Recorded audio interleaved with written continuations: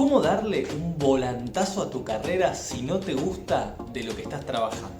¿Cómo el aprender de tus errores y perdonarte puede ser esencial para tu futuro profesional?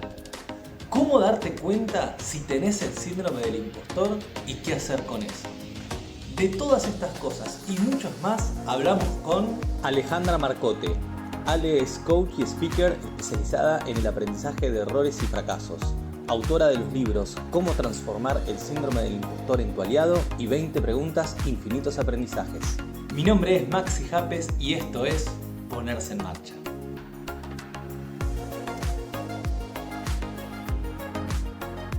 Hola Ale, ¿cómo estás? Hola Maxi, muchas gracias por la invitación a este espacio, encantadísima de esta conversación. Bueno, muchas gracias a vos, bienvenida al podcast Ponerse en Marcha. Y lo primero que me gustaría que nos cuentes a la audiencia, Ale, es, vos sos experta, especialista en aprender del error, en síndrome del impostor. Son cosas súper interesantes que vamos a hablar a lo largo de esta entrevista. Pero, en primer lugar, contanos cómo empezó todo eso. ¿Cuál es tu historia? ¿Cómo llegaste a estos temas tan interesantes? ¿Cuál fue tu recorrido? Una larga historia. Mira, yo siempre cuento que soy contadora, que trabajé muchos años en empresas, Wow.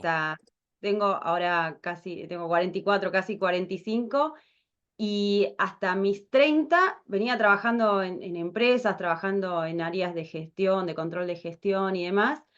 Por aquellos años falleció mi papá y yo ya venía como, había algo que me hacía un poquito de ruido de lo que venía haciendo y creo que eso disparó dudas acerca de, bueno, de mi día a día, de para qué estoy haciendo lo que estoy haciendo. Dije, voy a explorar otros ámbitos. Empecé a estudiar una maestría en coaching organizacional, a hacer varias cosas, ¿viste? No tenía muy claro por dónde ir. Y por aquellos tiempos creo que me di cuenta de que había algo, que es uno de los temas que hoy trabajo, que es el síndrome del impostor, de que había algo que me estaba complicando el seguir creciendo, que eran algunas creencias que yo tenía. Por ejemplo, bueno, yo siempre fui muy perfeccionista, muy de que me tengo que sacar un 10 y si me saco un 9,50 ya me estoy diciendo qué pasó ahí, qué faltó. Entonces, en esos años empecé un camino muy profundo de autoconocimiento, ¿no?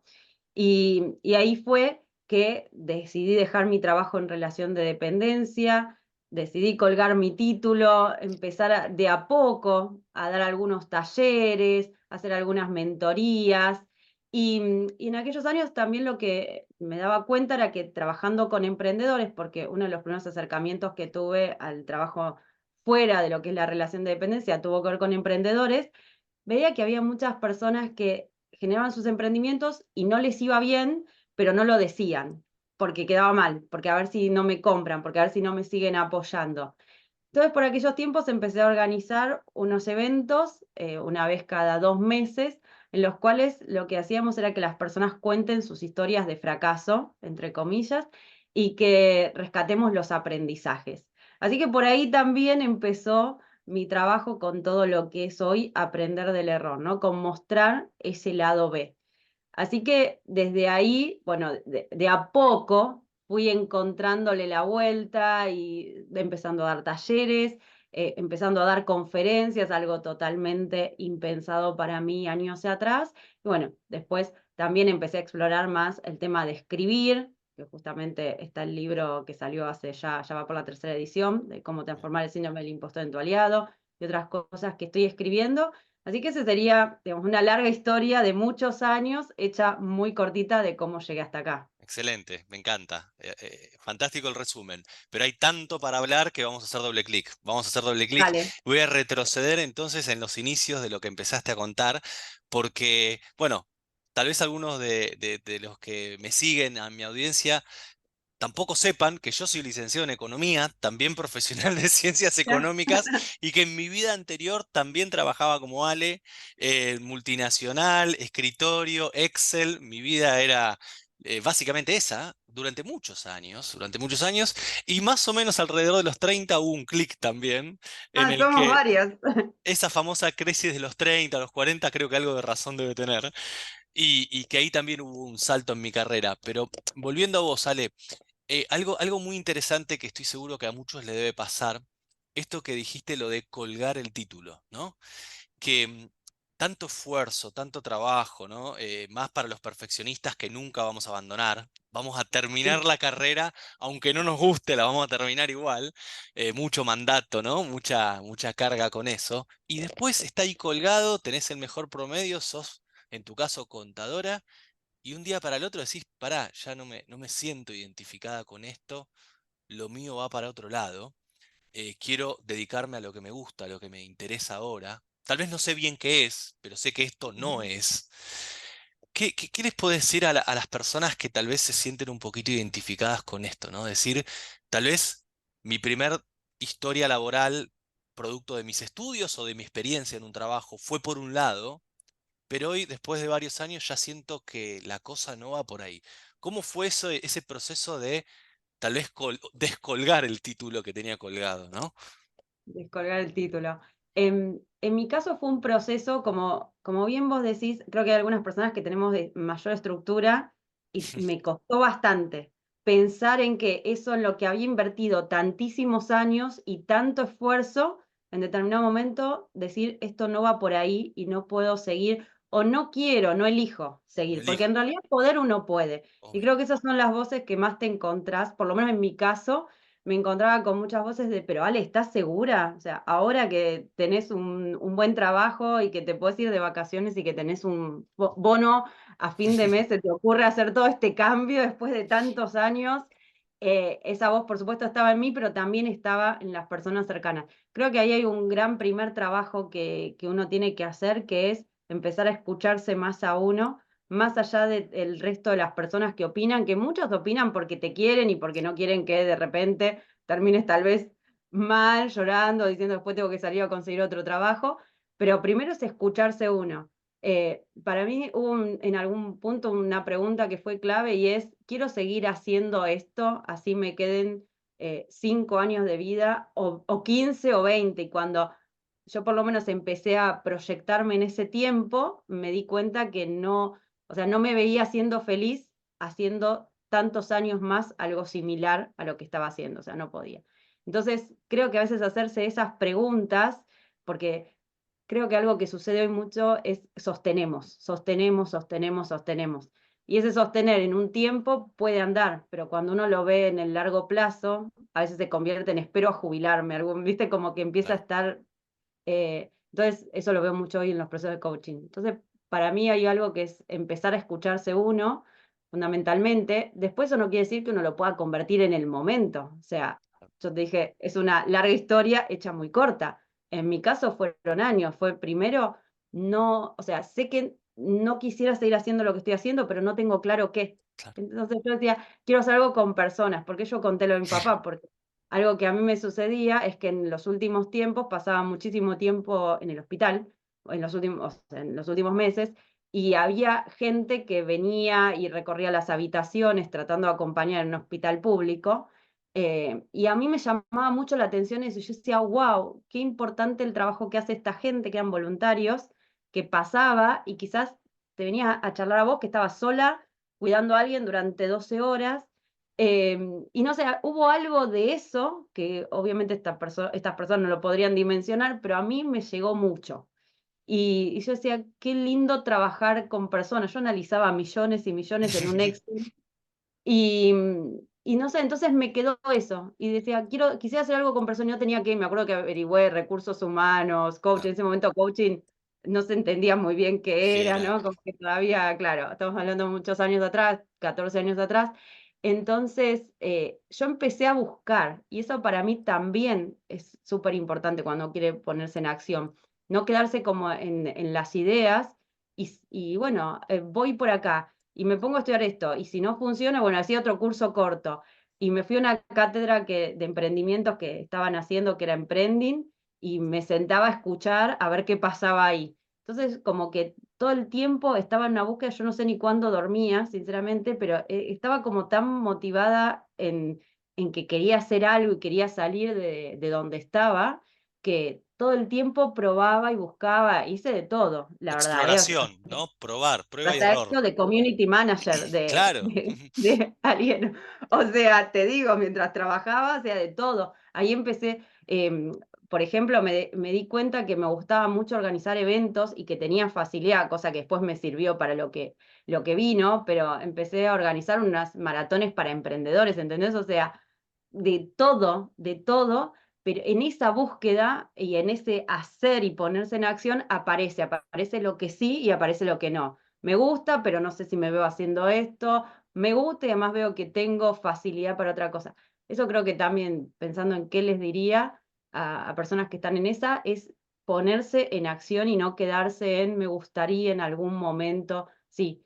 Y lo otro es, a veces hay que tener mucha paciencia, ¿no? Para ver que suceda eso que uno está pensando, que a veces ni siquiera lo tiene claro, requiere de tiempo. Entonces también Claro. es eso, es como sostenerse en el proceso que uno nunca sabe a dónde va a llegar. Ni siquiera nosotros sabemos a dónde vamos a llegar en 5 años, ¿no?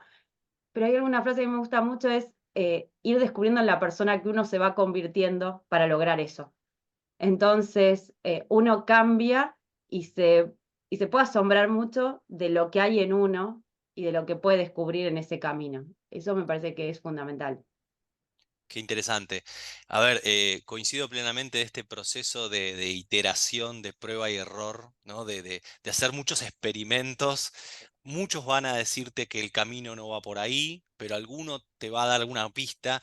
Y en este proceso de autoconocimiento hay señales que el cerebro racional no entiende, pero que el cuerpo percibe, y hay como algunas cosquillas, alguna palpitación, algo que te dice la cosa va por ahí, ¿no? Como que resuena en vos, Sí, en un nivel muy profundo, ¿no? Más emocional, primitivo, que esas señales son creo que las que hay que prestarle atención, ¿no? Cuando la chispita se enciende, que dice, en tu caso, ¿no? Esto de trabajar con personas, después el tema de todo lo que fue evolucionando con los eventos y demás. Pero qué importante hacer estos experimentos y ponerse en acción. Algo que yo no recomiendo, por ejemplo, es salgo de una carrera que terminé y sé que no me gustó y me anoto automáticamente en otra carrera universitaria sin estar seguro. No sé, me pongo a estudiar, en tu caso, no sé, medicina por 10 años. Y es una inversión muy de largo plazo que tal vez tenés que estar un poco más seguro que es eso, ¿no? O sea, vos sabés, Maxi, que una de las cosas que yo, cuando te decía esto, quiero hacer algo con personas, una de las primeras cosas que fui a averiguar es, bueno, ver la carrera de recursos humanos. claro, Y después fue como, esperá, porque son claro, 5 años. O sea, yo salí del secundario y me metí a estudiar contador y entonces dije, voy a repetir lo mismo cuando no sé si ese quiero hacer algo con personas tiene que ver con recursos humanos claro, y con esa carrera. Entonces, no estaba muy segura, por eso no me, sí terminé haciendo una maestría en coaching organizacional, pero porque mezclaba un poco lo que yo ya conocía de las organizaciones con empezar a entender algo de las personas y del acompañamiento. Pero sí el tema de la carrera, creo que uno puede hacer un montón de pruebas claro, antes y más hoy que yo te estoy hablando hace 13 años atrás, pero creo que hoy tenés oportunidad de conocer y de hacer muchas cosas hasta de forma autodidacta para entender por dónde claro. ir. Hacer cursos cortos, Sí, hacer webinars gratis, o sea, hay mini contactos con las disciplinas que te van permitiendo ahí tratar de conocerte mejor, si resuena en vos o no, antes de un sí. compromiso largo, tal cual. Genial. Y bueno, una vez que ya estabas ahí encaminando esa transición, aparecen el tema del error, ¿no? Y de los fracasos, ¿no? Sí, Eh, sí, contanos ahí, aparece, dale. aparece ahí como un poco en ese camino solapado, porque yo estaba haciendo un montón de cosas y trabajaba y Sí, sabía que no quería seguir trabajando. Y aparece esta posibilidad, digo, de organizar estos eventos, digo posibilidad porque algo que a mí me parecía muy interesante, a mí me estaba costando mucho realmente esto de tratar de encontrar por dónde ir y decir, dejo definitivamente mi trabajo. Y me acuerdo que en aquellos tiempos se había organizado se habían organizado 2 eventos en Buenos Aires de estos de hablar de errores y fracasos, se dejaron de organizar, y yo mandé un tweet como, ¿cuándo es el próximo? Me parecía muy copada la idea de hacer algo diferente, Claro. y dice, no sé, como que se había caído, no habían funcionado. Entonces, con una persona que había conocido, decidimos retomarlo y darle forma a eso. Y eso requirió sostenerlo, y sostenerlo cuando en un principio no funcionaba, porque la verdad es que casi no venía gente. Costaba mucho que las personas pudieran entender este concepto de venir a contar su historia de emprendimiento o de empresa que fracasó, venía a contarla abierta al público, y además que después se iba a subir a YouTube, Claro. como que, ¿para qué me voy a exponer así? Te estoy hablando del año 2015, más o menos. Claro. Entonces, es como que no se le veía el sentido. Con el tiempo, bueno, y sosteniéndolo, eso funcionó. Después terminamos saliendo en todos los medios, la gente se agotaban las entradas en unas horas, una locura. Y a mí en ese proceso hubo algo que me pasó, que yo nunca pensé en subirme a un escenario. La verdad es esa, o sea, yo venía de trabajar atrás de un escritorio como contadora. Esto que yo te conté de que había estado organizando unas maratones para emprendedores, siempre era de la que organiza. Claro. Quizás algunas personas se sientan identificadas, ¿no? Pero esto de, bueno, pero yo soy la que, no tengo que estar ahí adelante, yo soy la que está en el detrás de escena, la que te coordina todo, hace que todo funcione, pero nada de estar poniendo la cara. Y pasó en el primer evento, por eso te digo que fue algo que pasó, en el primer evento, que la persona que iba a venir a conducir, que lo iba a venir a hacer de onda porque no teníamos presupuesto para pagarle, unos días antes nos dice, me salió un trabajo en otra provincia, no voy a poder hacerlo. Entonces Mm, tuvimos que subirnos al escenario. O sea, está bien, había poca gente, o sea, poca gente, eran amigos, conocidos, yo, pone que serían 100 personas, no sé, una pero cosa es un así, pero montón de no era gente una, igual. es un montón, pero digamos, para la sala estaba bastante vacía, ¿no? Y bueno, nos subimos un poco con esa inconsciencia, yo particularmente con esa inconsciencia, hay que hacerlo, le damos para adelante. La cuestión es que de a poco el evento fue creciendo, fue creciendo, fue creciendo, y en un momento la sala esa se llenó, que eran 300 personas, y pasamos a la sala de 600. Y Wow. ahí, y ahí es como que yo empecé a tomar dimensión de, esto es un montón. Y además como eso de qué estoy haciendo yo acá, literalmente, ¿no? Eso que yo tanto digo en el síndrome del impostor, después si querés hablemos, es como, ¿qué estoy haciendo yo acá? ¿Por qué la gente me va a escuchar hablar a mí? Eh, Además de que hay gente que te quiere y te dice que sí, y había otra persona que capaz que particularmente, pero no sos muy chistosa, o sea, viste como que siempre hay voces Obvio. eh, diferentes, ¿no? Y la verdad que yo ahí tuve una decisión, porque era o me bajo, porque la empecé a pasar mal, ¿no? Es como, yo está bien, conducía, presentaba, hacía la intro, pero la empecé a pasar mal y fue, bueno, Ale, como internamente, ¿qué querés? ¿Querés seguir por acá o te bajás? O sea, porque así no tiene ningún sentido. Y, y ahí yo tuve esa decisión de decir, no, yo quiero ir por acá, pero si quiero ir por acá necesito prepararme diferente, necesito pararme diferente, necesito trabajar nuevamente en mí, a ver qué es lo que quiero y por qué me estoy viendo que lo que digo no tiene sentido. Entonces empecé a trabajar con una coach de voz. Empecé a trabajar mucho en mí, en pararme, hasta incluso desde el vestuario, ¿no? Porque Claro. yo iba y estaba con el mismo jean que que iba a subir los hielos de abajo, ¿viste? Porque éramos pocos y lo hacíamos muy a pulmón. Entonces te subía por los ascensores los hielos para las bebidas y todo eso. Entonces yo con ese jean y con esa remera me presentaba, porque era un evento medio under en un principio, ¿no? Claro. Eh, Hasta decir, bueno, para cambio el look, si estoy en el escenario, me paro como la anfitriona de este evento y hablo diferente. Para mí eso fue un cambio enorme en mí, y sobre todo dio el puntapié a hacer lo que hago hoy, que es dar charlas. Claro. Entonces, cuando las personas quizás hoy me dicen, que pasa muchas veces, pero a vos te es fácil hablar. Y sí, hoy Ahora. que me es fácil hablar y que me gusta y que me dicen, vamos a dar una charla, y podés tener ese como, ay, a ver qué pasará, pero lo disfruto, me pongo adelante y me divierto con la gente. Pero si voy 10 años atrás, te digo, u 8 años atrás o 7 años atrás, esto no era nada así. O sea, entonces diría que para mí hay un gran salto y un gran aprendizaje en esto, más allá de la temática y demás, que tiene que ver con decir, bueno, ¿para dónde quiero ir? Tomar la decisión y trabajar en eso. Y que no es que es de un día para el otro, sino que, bueno, como todo ha sido, yo creo que soy una gran remadora en este sentido, decir, si quiero ir por ahí, voy y me expongo y una charla va a estar bien, la otra me va a agarrar mucha tos por los nervios que tengo y así le doy para adelante. Entonces creo que, de vuelta a este mito, las personas hablan muy bien en público. Podemos hablar en público bien porque practicamos un montón y siempre Claro, podemos mejorar, porque yo creo tal que cual. todos tenemos una brecha enorme, pero hay algo ahí de decidirse y de exponerse y de hacer, como dije también respecto del camino de buscar otra carrera. Qué bueno, sí. Solo muy pocos son, digamos, oradores innatos, ¿no? Salidos así del milagro. La gran mayoría hay muchas horas de trabajo previo que no se ven, porque uno siempre ve el producto Claro, terminado final que sale bien. Eh, claro.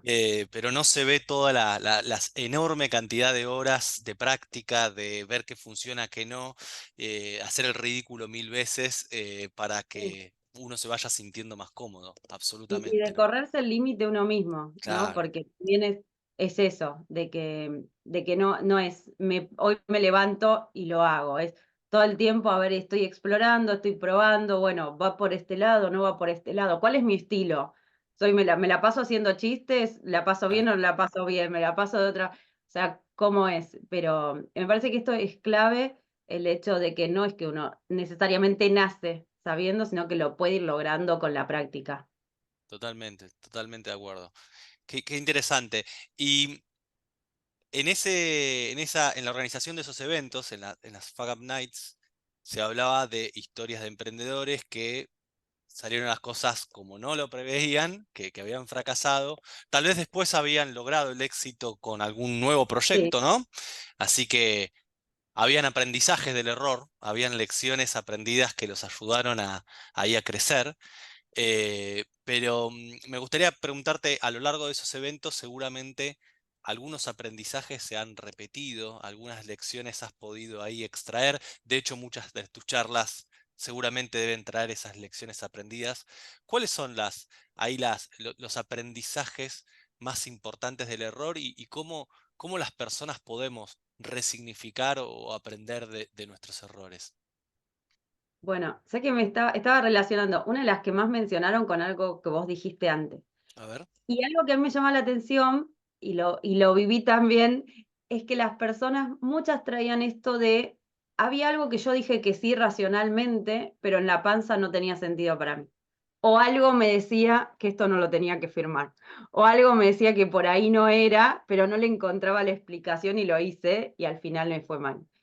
Esa fue quizás la tengo muy presente porque ha estado presente también en mi vida, pero es eso de, hay algo que me dice que no y yo digo que sí. Eso me parece que fue fundamental. Después, obviamente, encontrás un montón, o sea, problemas con socios, problemas con el equipo, el no prever temas financieros, ¿no? Que muchas veces uno sí, se lanza y se lanza sin prever que puede salir mal. Creo que ese es un tema, ¿no? Porque después vemos que el gran error estuvo en no prever que había algo que podía salir mal. Entonces, a veces cuando estamos en un emprendimiento creemos que todo va a ir bien, no tenemos un plan B, no tenemos pensado qué pasa si no vendo en los primeros 3 o 5 meses, porque yo creo que salgo y la rompo, porque toda mi familia me dijo que está buenísimo, pero cuando salgo aquí alguien me ponga un peso por lo que estoy vendiendo, eso no sucede. Entonces también aparece eso. Y creo que pensando en qué es lo que uno tiene que hacer o cuáles son algunos de los caminos que puede tomar, creo que lo primero es no tomárselo personal, que cuando hay un error, cuando hay una falla, cuando hay un fracaso, no decir que yo soy un fracaso, sino que es algo que puede suceder. Porque si algo que veíamos nosotros cada persona que iba a subirse al escenario la coachábamos. ¿Para claro, qué? Para que la persona pueda extraer los aprendizajes y la charla tenga una forma y no sea claro. no, de un una hora divague. hablando. Ah, Claro, exacto. Entonces tenía que estar como muy focalizada y extraer eso. Y había muchas de las personas que lo primero que necesitábamos romper era esa idea de que mi negocio fue mal y entonces yo soy un fracaso, porque eso queda bastante impregnado en la persona, ¿no? Entonces yo siempre digo que en realidad uno va transitando experiencias y a veces esas experiencias te llevan a lograr lo que querías, el objetivo, y a veces no. Si lo logras, vas a considerar que es un éxito y si no, vas a considerar que es un fracaso y que no funcionó. Pero si uno todo el tiempo tuviera que estar describiéndose como exitoso, fracasado, exitoso, fracasado, no tiene demasiado sentido. O sea, estamos viendo una experiencia y son resultados que se van alcanzando o no. Es cuando la persona realmente internaliza que es un fracaso, o sea, yo soy un fracaso o yo soy una fracasada, eh, eso es lo primero que hay que trabajar, porque si no, no podés generar algo nuevo o lo estás generando desde un lugar de muchísima carencia, ¿no? Eh, con lo cual también aparece algo que yo en mis redes hablo bastante, que es esto de no atar el valor personal que uno tiene al resultado. Entonces, trabajar mucho en los procesos, porque a veces cuando las cosas van bien, uno no se pone a mirar qué es lo que estoy haciendo para entender, ¿no? Qué es lo que está funcionando y qué es lo que no está funcionando, aunque me vaya bien. Y cuando nos va mal, muchas veces ni siquiera podemos mirar también demasiado a ver qué es lo que no funcionó. Eso se ve mucho en los equipos, en las empresas, que se empiezan a tirar con claro, todo, ¿no? Nos culpamos, o sea, tenemos charlas muy poco productivas respecto de eso, porque nos queremos proteger claro. nuestra imagen, entonces es como que estamos tal vez culpándonos, echándole la culpa a otro, y acá hay algo que me parece que es fundamental, que es preguntar, bueno, de lo que no funcionó, ¿qué tuve que ver yo en esto? Pero no para castigarte, no tirándote tierra encima, digamos, sino ¿qué tuve que ver yo con esto para ver qué puedo mejorar para la próxima? Y quizás es que no supe poner un límite, que no supe decir que no en un determinado momento, que no supe dar de baja el proyecto acá y como lo di un año después, tengo muchísimas más pérdidas de las que hubiera podido afrontar.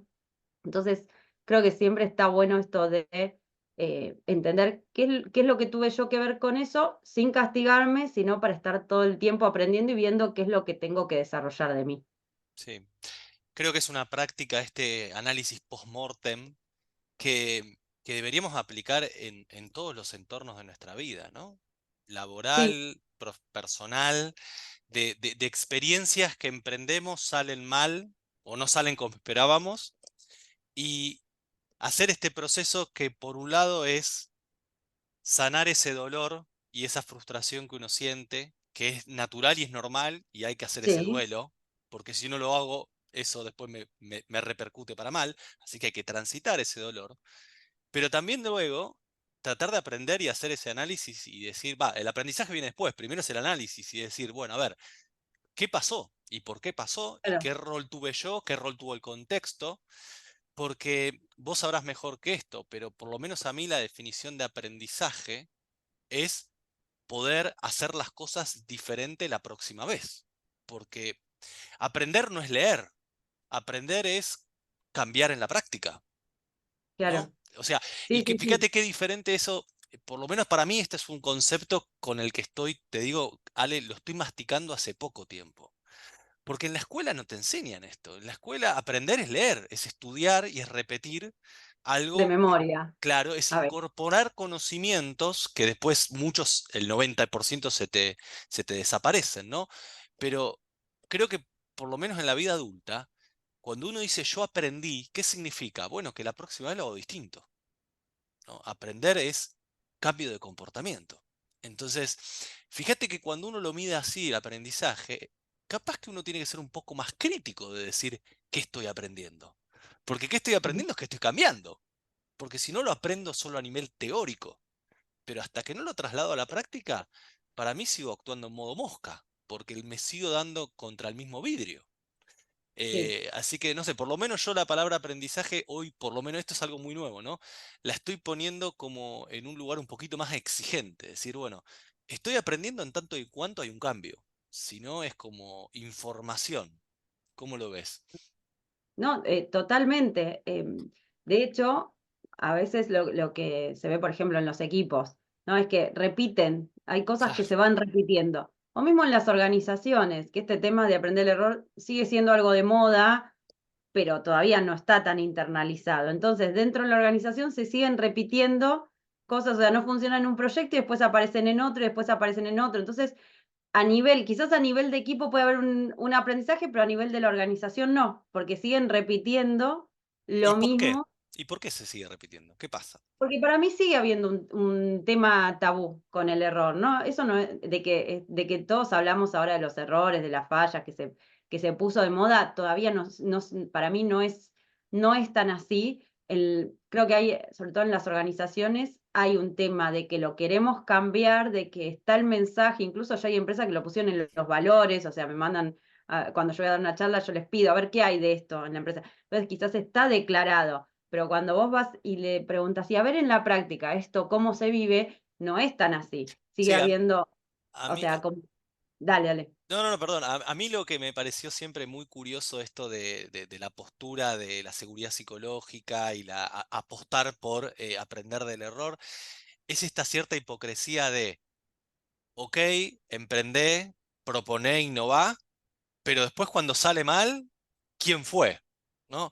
Claro. Ahí se desarma todo el discurso, ¿no? O sea, Yo creo que hay algo muy profundo todavía desde lo social que ocurre. Y es que la mayoría de nosotros fuimos criados, de la mayoría de los que estamos activamente trabajando, fuimos criados con una idea de que equivocarse estaba mal, de claro, que en el examen había una cruz roja que lo tachaba, y en vez de que el problema que no supiste resolver, lo podamos revisar entre todos, era, toma, te entrego el examen, andá y pensá, fíjate, ¿no? Cuando podría haber sido una oportunidad de espera, las cosas que se están resolviendo mal en clase, ¿cómo se hacen?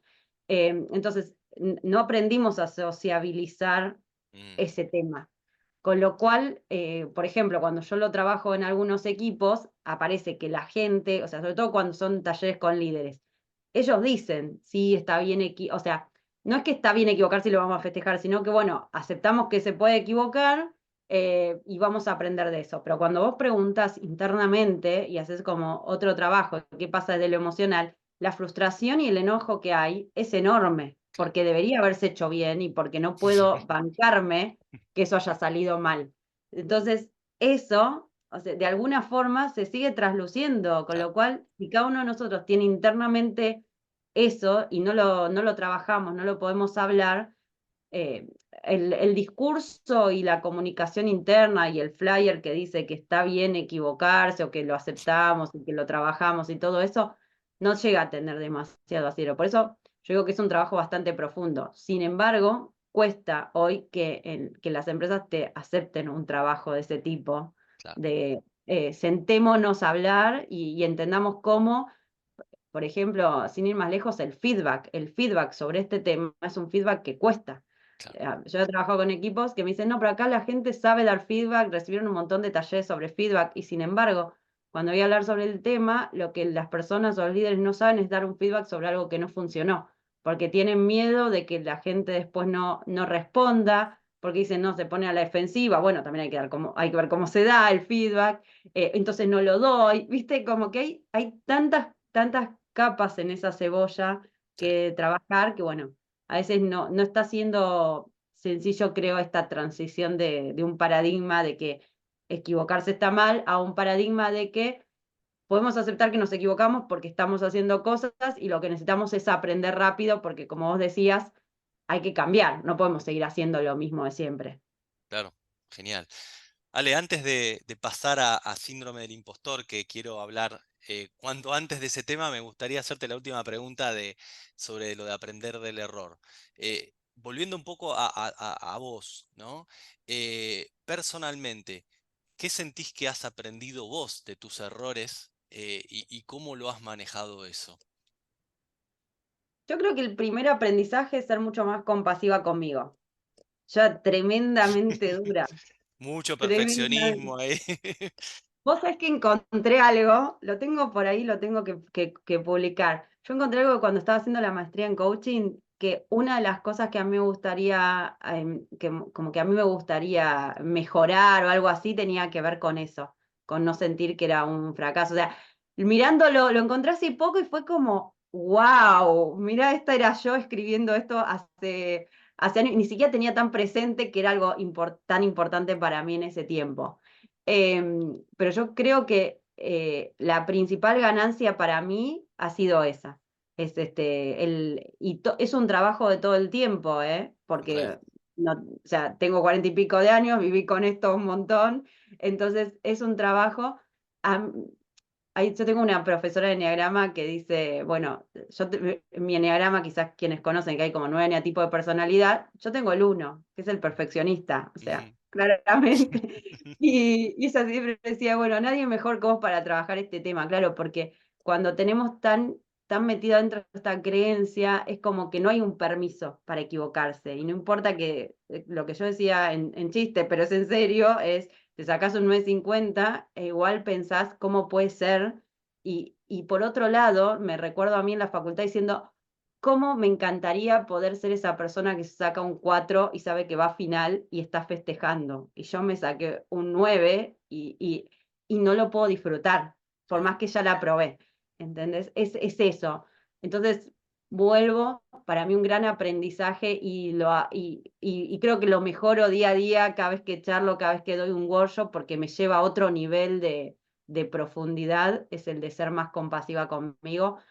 Creo que por otro lado aprendí en este proceso mucho a poner límites. Había errores que yo cometía por no poder ponerme firme, por no poder decir que no a algo, por no poner límites, por no sostener conversaciones difíciles, porque a veces uno con tal de que las personas lo acepten y lo quieran, y lo estoy hablando en todos los ámbitos, eh, dice que sí o deja pasar un montón de cosas. Entonces, Claro. en esto de revisar los procesos que yo te decía, Sí. cuando uno sale quizás del dolor de la pérdida de una relación o laboral o personal, porque obviamente cuando uno le va mal hay un proceso de duelo, pero después de ese duelo que incluye un momento de enojo y demás y de querer echarle la culpa a todo el mundo, tiene que haber algo de decir, espera, ¿qué estoy haciendo yo? Si me pasa esto, si me pasa lo otro, si me pasa lo otro, ¿qué estoy haciendo? ¿Qué no estoy haciendo? Y yo creo que uno de los grandes temas para mí, y ese es uno de los talleres nuevos que estoy dando, tiene que ver con el aprender a decir que no, porque tiene que ver mucho con el trabajar los límites. Entonces, ese ha sido para mí, creo, uno de los grandes descubrimientos de todo este proceso de salir de castigarme por los errores y no poder ni verlo, y decir, ok, soy compasiva conmigo, soy una persona, me puede pasar, y necesito ver qué es lo que estoy repitiendo para que eso no siga impactándome en el futuro. Yo creo que esos han sido para mí como grandes aprendizajes y lo sigue, y es un trabajo constante. Excelente, excelente, gracias, Ale.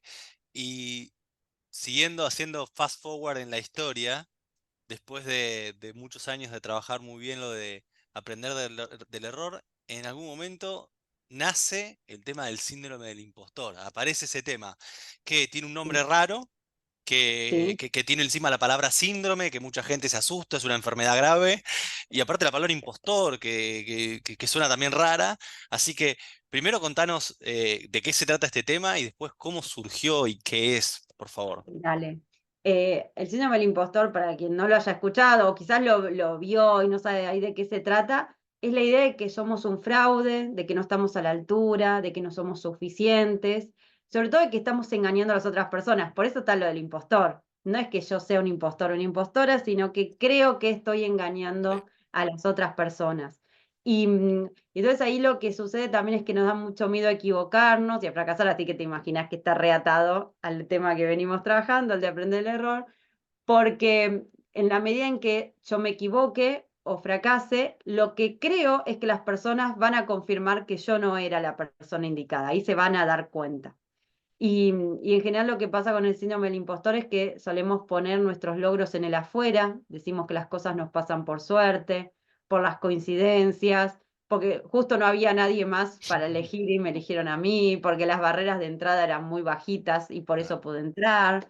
Este, y lo que pasa con todo ese círculo es que no terminamos de poder hacernos cargo de nuestros méritos. Entonces también cuando las personas nos felicitan o nos elogian, solemos pensar es que la gente es amable, que nos quiere, pero no que ese elogio o que esa felicitación la merecemos. Entonces, esto es a grandes rasgos, qué es el síndrome del impostor y están los elementos principales. ¿Y cómo llego a esto? Por un lado, como todo en mi vida, llego ahí desde algo personal, como es esta búsqueda que te decía cuando estaba estudiando coaching y demás, que ahí me di cuenta que había algunas creencias que no me estaban ayudando. Empiezo a leer del perfeccionismo. ¿Por qué está vinculado? Porque la creencia de la perfección es una de las creencias que está detrás del síndrome del impostor. En algún momento llego a lo del síndrome del impostor, wow, me siento reidentificada. Había mucha bibliografía en inglés, casi nada en castellano. Entonces fue un tema que primero lo fui trabajando y leyendo por un interés personal, o sea, lo leía y decía, esto soy yo. Y después eso lo fui incluyendo en los talleres de aprender del error. Claro. Y algo que pasaba en las charlas, y algo que pasaba, me acuerdo patente de una charla que había ido a dar para una ONG, era como que, bueno, veníamos hablando del tema, y cuando mencioné esto, iba contándolo, era como que la gente decía, sí, sí, y se iban acomodando, y yo dije, Acá hay mirá algo, lo acá que hay algo. provoca esto. Más allá que a mí, por supuesto, quizás yo también lo contaba con entusiasmo en particular, porque como me sentía reidentificada con esto, y bueno, con el tiempo, allá por la pandemia, cuando arranca la pandemia, es como que yo dije, esto que de la intuición, que decíamos de por dónde ir, yo me guío mucho por eso, fue como, hay que ir por acá, porque me parecía un temazo para ese momento que la gente tenía que cerrar los locales, tenía que hacer cosas que no había hecho en su vida, tenía que estar en la casa haciendo algo remoto cuando venía sin trabajar nada remoto, sin saber cómo manejar. Entonces, esta idea de que no sé, no estoy a la altura, no soy suficiente, pues, escaló a niveles impensados. Claro. Y ahí es cuando decido el tema sacarlo a taller abierto, o sea, hacer talleres abiertos a la comunidad y extenderlo, porque claro, yo daba un slide, pero había para conversar, hacías doble clic y había para conversar un montón. Claro. Entonces, en todo ese proceso también empecé a escribir mucho más. Yo tenía algunas cosas escritas, empecé a escribir mucho más y cuando me di cuenta, tenía alrededor de 100 hojas escritas, entre resúmenes. Entonces dije, primero iba a ser, yo primero saqué me acuerdo, un posteo en LinkedIn que digamos, había tenido como bastante resonancia y demás, entonces dije, esto lo voy a extender y lo pongo como hago ejercicios y lo tengo para los talleres, y bueno, después llegó a la 100 hojas y dije, esto tiene que ser un libro. Y es como que fue tomando todo otra dimensión, como bastante orgánico, y ese mismo año, en el 2021, termina saliendo el libro. Y que bueno, hoy casi que es, digamos, el principal tema que me llaman en las empresas para trabajar, ¿no? Tanto como charlas o como programas, porque bueno, habla mucho de las distintas creencias que tenemos que no nos dejan de alguna forma disfrutar lo que logramos, que también no nos dejan ser quienes podríamos ser, ¿no? Porque tantas cosas por ejemplo, podríamos dar charlas, pero decimos, no estoy suficientemente preparada, entonces decimos que no. O no nos postulamos a X trabajo porque creo que tendría que saber más para eso, entonces también nos tiramos para atrás. Sí. Con lo cual, nada, es un tema súper interesante, a mí me Sí, no, encanta. a mí me encanta y bueno, como vos bien sabés y que yo escribí Ponerse en Marcha, que el eje de trabajo es la procrastinación, son Sí. primos hermanos, ¿o no? Es que claro, es que la procrastinación puede venir por otras cosas, pero tiene mucho que ver con el síndrome del impostor. De hecho, es uno de Mucho.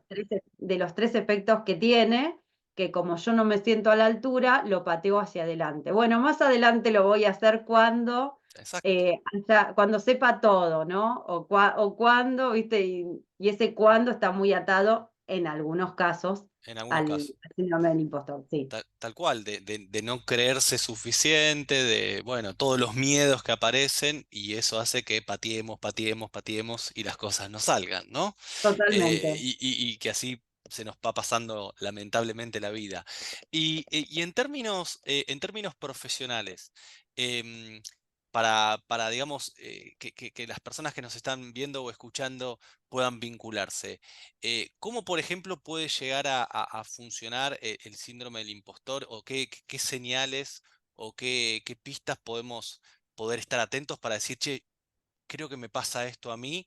Por ejemplo, no sé, te pongo un par de ejemplos. Una persona que trabaja en un Vale. área comercial, por ejemplo, ¿cómo le podría, cómo podría sentirse identificada con el síndrome del impostor? ¿O cómo le podría funcionar a esto una persona que tiene un equipo a cargo, alguien que es un líder de equipo, Mm. o una persona que trabaja, no sé, en un área más técnica? Esas personas que tienen, te puse 3 ejemplos de distintos trabajos, ¿no? ¿Cómo podría manifestarse en esos casos para ellos el síndrome del impostor? Bueno, lo primero digo, internamente, uno podría decir, lo puedo identificar internamente o hay alguien que puede intuir o que puede Claro, percibir que yo lo tengo. Internamente, para darse cuenta, son los factores que compartí antes. Es esta perfecto, idea de que me van a descubrir, ¿sí? Porque digo, ahí está la clave del síndrome del impostor, y está muy asociado a que tengo miedo a equivocarme. Y me parece fundamental escucharse cuando uno va relatando su propia historia, a qué le va asignando los logros. De la suerte, de una coincidencia, de porque no había nadie más, ese tipo de cosas se suelen repetir. Entonces, viste que uno las dice sin pensar, o sea, claro, está en automático, pero cuando empezás a pensar, como hacer un stop y darte cuenta de lo que estás diciendo, aparecen. Con lo cual, eso también lo puede ver alguien en el relato. Digo, si vos estás trabajando con una persona y ves que de repente podría hacer mucho más de lo que hace, pero está siempre temeroso o temerosa de equivocarse, y además en su relato aparece lo, esto de la suerte, y además, por ejemplo, los elogios, cada vez que le dicen algún elogio, le da esta vergüenza, bueno, es bastante, digamos, podría ser casi obvio que anda por ahí, ¿no? claro. Pero bueno, siempre está bueno chequearlo con la persona.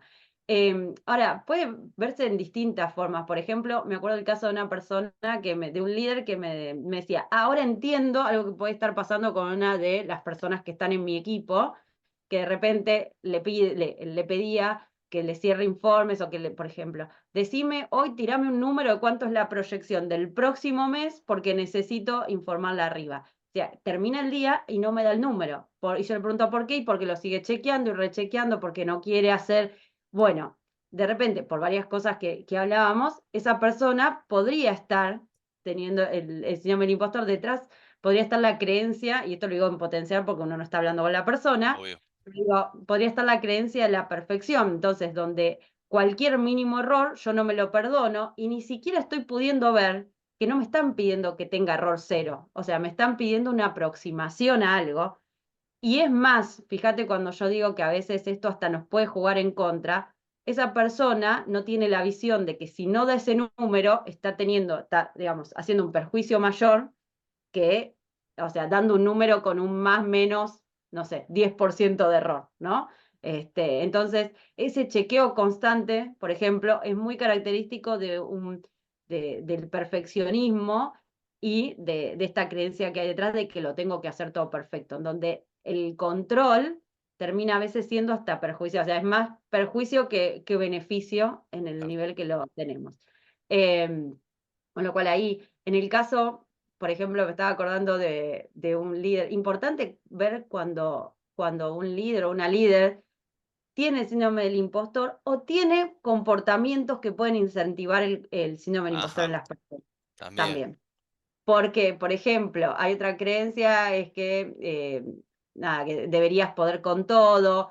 Claro, Otra creencia es que las cosas a la gente le tendrían que salir fácil y rápido. Entonces, quizás en entornos en donde el aprendizaje o el proceso de aprendizaje no se alienta o enseguida pero que, viste, como no le das tiempo a la persona a que entienda que ya, bueno, ese tipo de entornos no ayuda. Me estaba acordando de un líder, yo hablaba de que los elogios y las felicitaciones, ¿viste? A veces la gente les da vergüenza tomarlas, y uno lo que tiene que hacer es propiciar de que sí, que la persona vea que tuvo mérito en claro, eso, de que hay algo.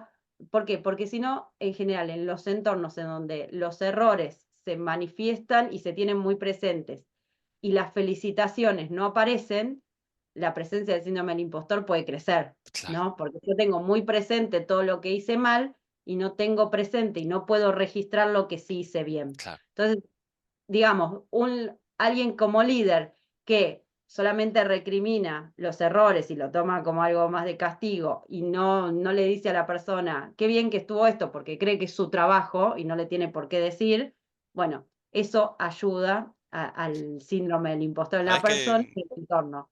sabes que nunca lo había pensado así? O sea, obviamente en los cursos de liderazgo uno de los temas principales es el reconocimiento, Ujú. porque siempre tiene que estar, nunca lo había vinculado con la contracara de el posible incremento del síndrome del impostor, que Sí. esta vinculación, pero re importante, ¿no? Sí, sí, sí, sí, sí. Yo hay una parte del libro que lo hablo desde la cultura organizacional y para mí eso es clave. De hecho, me pasó en un taller que uno de los líderes que estaba justamente decía, yo veo que pasan las felicitaciones cuando se termina algo y digo, pero ¿por qué tanto lío si es lo que hay que hacer, no? Claro, Entonces, está bueno cuando un líder puede empezar a entender qué comportamientos puede tener distintos para sí, justamente para que a la gente, digamos, pueda disfrutar de lo que hace, pueda explayarse más y pueda tomar sus propios méritos para crecer.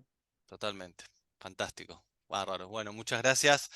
Obviamente, de lo que es el síndrome del impostor, se pueden hablar 1000 horas más. Obviamente tienen Sí, ustedes que el libro de Ale, que es fantástico, sus talleres, charlas y demás para aprender de este tema, que hoy solamente tocamos ahí apenas la superficie.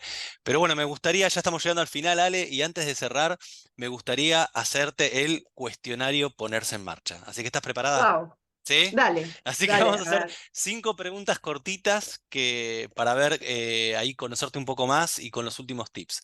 La primera es, ¿qué hábito, rutina o creencia tenés que sentís que ha sido clave para ser quien sos hoy? Eh, yo creo que el hábito es o, o una cualidad, no sé, que es la perseverancia. O Perseverancia. sea, sí, cuando veo que quiero algo, voy, voy, voy, voy, voy. Excelente. Por ahí. Genial. Vamos entonces con la contracara. ¿Qué hábito, rutina o creencia todavía no tenés y tal vez estás trabajando actualmente para desarrollarla? Eh, el bajar a tierra es algo, perdón, lo voy a explicar un poquito. Yo en mi fase contadora era muy concreta, muy de procesos, muy así.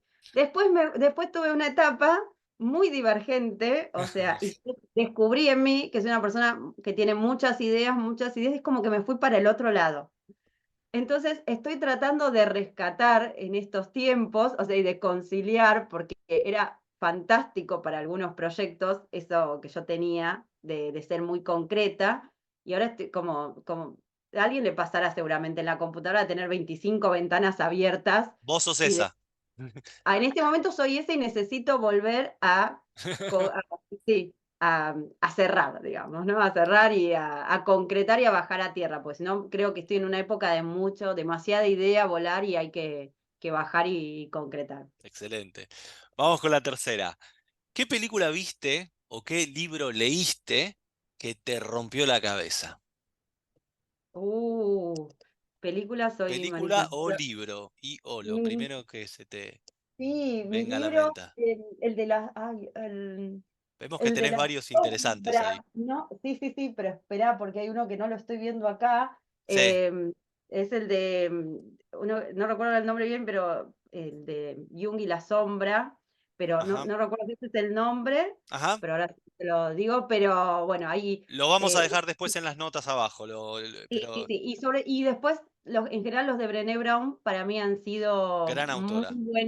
muy buenos en cuanto, y que ahora se consiguen mucho más. Yo hace años que me costaba conseguirlos en Argentina, pero la verdad es que tienen una profundidad de temas como los que a mí me gustan, Sí. que, Quien quiera que está bueno. aproximarse a Brené Brown y nunca la haya escuchado puede ver un documental de Netflix muy bueno. Sí, Que claro, es una sí, sí, forma sí, fácil de empezar a empaparse, y tiene charlas TED también, es una totalmente. fenómena en este mundo, ¿no? Sí, Vamos con la cuarta, vamos con la cuarta. dale. ¿Qué haces esos días que no estás pila, que aparece la frustración, que aparece el no sale? ¿Cómo haces para reconectar, para seguir adelante? Primero, aceptar que hay días que uno no está. Es algo que me costó mucho aprender. Es algo que me costó mucho aprender porque yo decía, tiene que salir, y sobre todo a veces cuando uno hace esto de escribir, Claro. y hay días que no, o sea, entonces primero lo acepto y dejo de pelearme con eso, que es algo que me costó mucho, y es decir, salgo, salgo a caminar, salgo a dar vueltas con mi perra, me pongo un rato, está bien, esto es por el tipo de trabajo que yo hago, no estoy en una oficina, obviamente, pero quizás hay días que digo, o sea, me pongo en el patio a trasplantar una planta.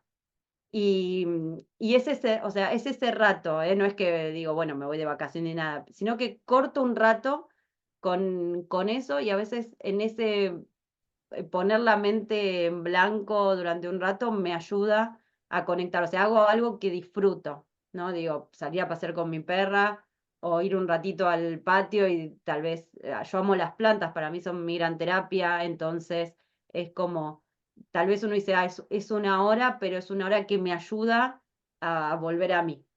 Excelente. Es lo que suelo hacer. Buenísima práctica. Antes, aclaro que antes uno por lo menos yo es como, es una pérdida de tiempo, como voy a estar una hora haciendo otra Claro. cosa, quería estar en mi jornada productiva, gran creencia, ¿no? La de la producción, de 9 a 18 debería estar produciendo, y la verdad es que yo también acepto que hay veces que es la 1 de la mañana y estoy escribiendo porque es mi gran hora productiva. Entonces, puedo, a veces cuando no me sale, puedo dejar de pelearme conmigo y salir al patio a estar un ratito con alguna planta no sé, a las 11 de la mañana. Es un cambio de mentalidad en ese sentido. Qué interesante. A ver, no tenemos tiempo, pero esto daría para hablar 1000 horas. Este conocimiento de entre perseverar, trabajar, enfocarse y ser productivo versus conocerse, aceptar y liberar y soltar, ¿no?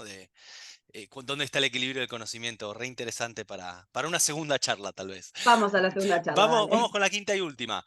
¿Qué consejo le darías, Ale, a alguien que hoy nos está escuchando, nos está viendo y se siente estancado?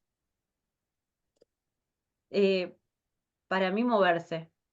El estancamiento, y yo me he sentido así y lo siento muchas veces, pero creo que el movimiento, a ver, por un lado, aceptar eso, ¿no? Pero digo, para mí el moverse es fundamental, ojo, quizás esto es para mí, hay que ver qué le funciona a cada persona. Obvio. Y el moverse a veces no tiene que ver con un moverse en el sentido productivo, y vuelvo a lo que decía antes.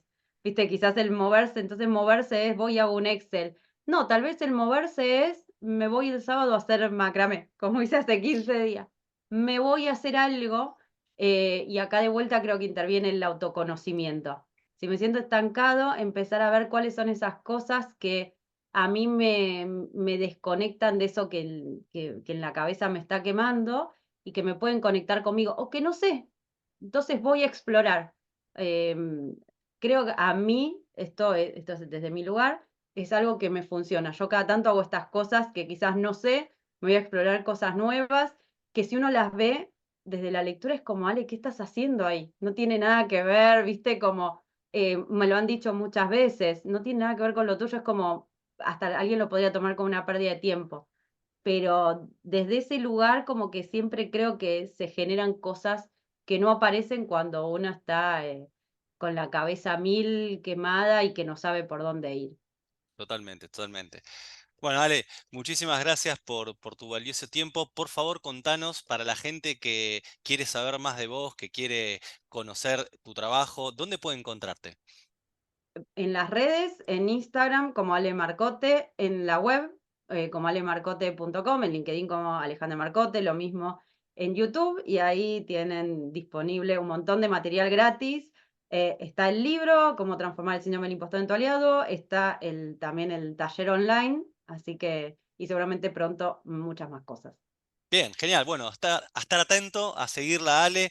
100% valioso lo que comparte, sabe muchísimo de esto, así que le recomiendo enfáticamente que la sigan para poder aprovechar todo lo que sabe. Así que, Ale, ha sido un enorme placer. Mil gracias. Un gusto enorme, Maxi, y ojalá nos sigamos encontrando en estos espacios. Dale. Un beso enorme para todos. Bueno, muchísimas gracias. Los espero en el próximo episodio de Ponerse en Marcha. Ponerse en Marcha es un podcast conducido por mí, Maxi Japes. Producción general, Luciana Andreoli.